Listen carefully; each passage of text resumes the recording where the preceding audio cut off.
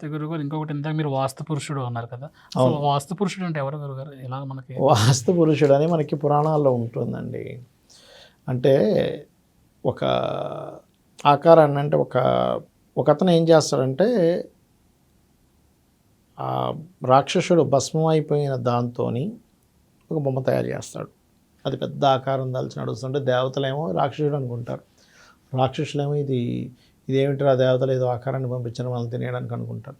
అందరూ పొలవమని విష్ణువు దగ్గర పరిగెడతారు. అప్పుడు చెప్తాడు, మీరు దాన్ని పడేసేయండి, దాని మీద ఈ దేవతలు రాసులు అందరూ కూర్చుంటారు అన్నప్పుడు ఆ భూమి మీద ఆ యొక్క ఆకారాన్ని పడేసినప్పుడు ఆ భూమికి మొత్తం ఇలా అంటుకుపోతుంది.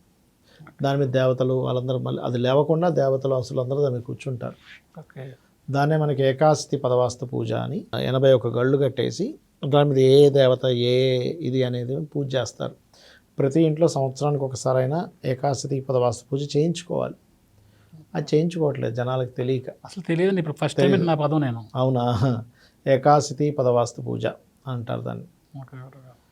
9 గళ్ళుగా 9 9 81 అంటే ఇలా 9 గళ్ళు ఇలా 9 గళ్ళు అయితే ఎంత అవుతుంది? 9 9 81 కదా. 81 గళ్ళు పెట్టి దాన్ని ఒక ఆకారం దాల్చి చేస్తారు దాన్ని.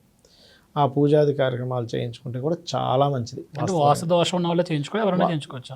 ఎవరైనా చేయించుకోవచ్చు. అది ఇంట్లో చేయించుకుంటే మంచిది. అది సంవత్సరానికి ఒకసారి చేయించుకుంటే ఆ దేవతల్ని ఆ వాస్తు పురుషుడిని సంతృప్తిపరచడం. అయితే ఆ వరం ఇస్తాడు మళ్ళీ ఆ వాస్తు పురుషుడికి. ఇదేంటో నేను ఏమన్యాయం చేశాను, నన్ను మొత్తం ఇలా పడేసి అందరు కూర్చున్నారంటే, నువ్వు గనక ఆ ఇంట్లో వాస్తు దోషం కట్టుకొని ఇంట్లో ఉన్న వాళ్ళని నువ్వు వాళ్ళని భక్షిస్తూ నీ జీవితాన్ని గడపచ్చు. దోషం అంటే అది మనల్ని తింటా ఉంది.